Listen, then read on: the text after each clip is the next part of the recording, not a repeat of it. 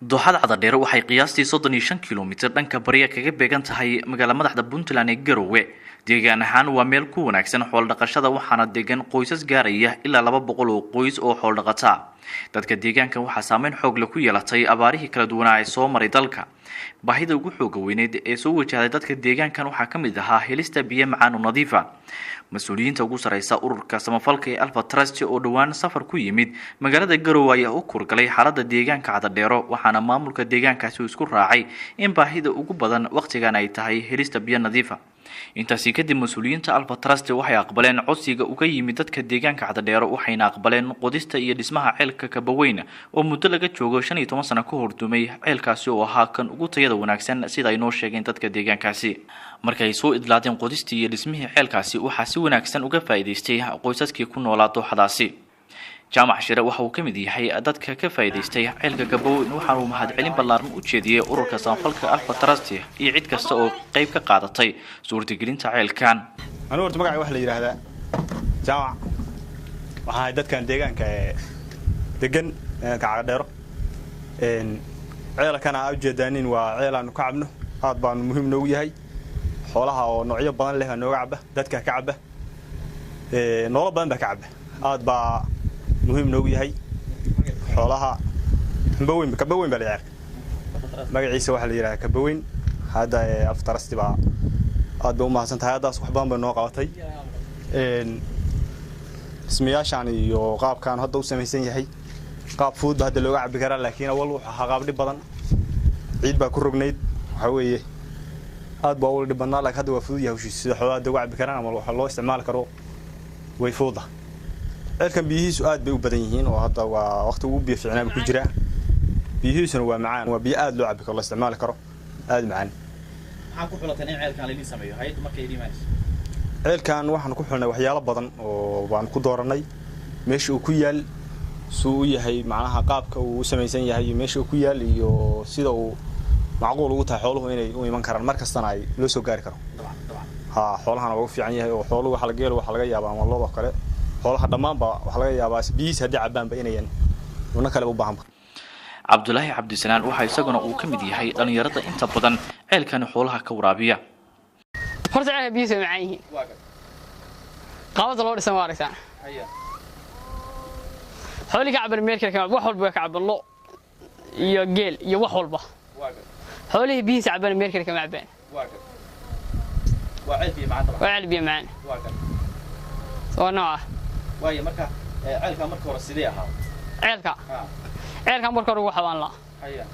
marka ay dad timin hada wakaasa waastooyinka iyo dee adduunka loo dhisay hada sida hore waastooyinka waxa kaga reysana.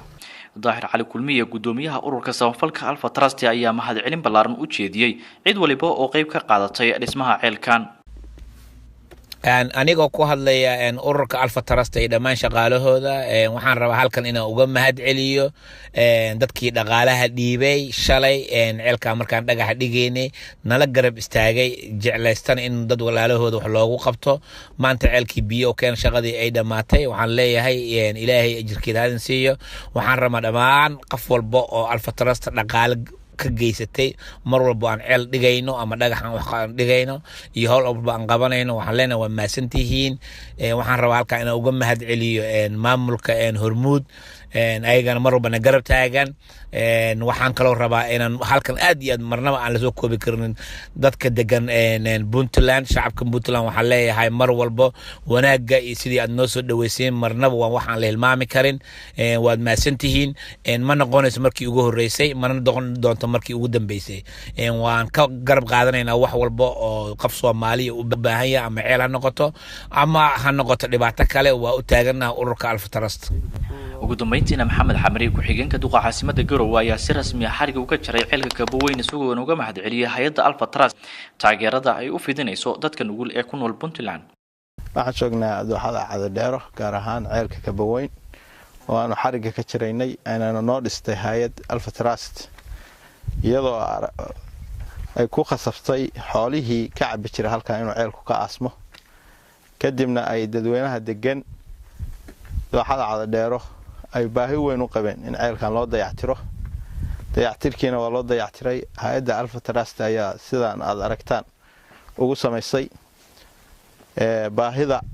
loo qabayna waxa ahayd mid weyn oo dadku ay kari waayeen inay dib u dayactirtaan annaga maamul ahaan runtii aad ayaan u soo dhaweynay dadkii hawsha gacanta ka geystayna mahad gaadha ayaan leenahay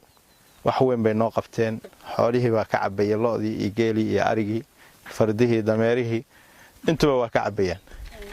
taasoo ah wax qabad muuqda biyuhuna waxaynu ognahay in bulsho weyntu ay ku nooshahay iyo ancaamta ilaahay ina siiyay inoogu nimceeyay nimcooleyda ah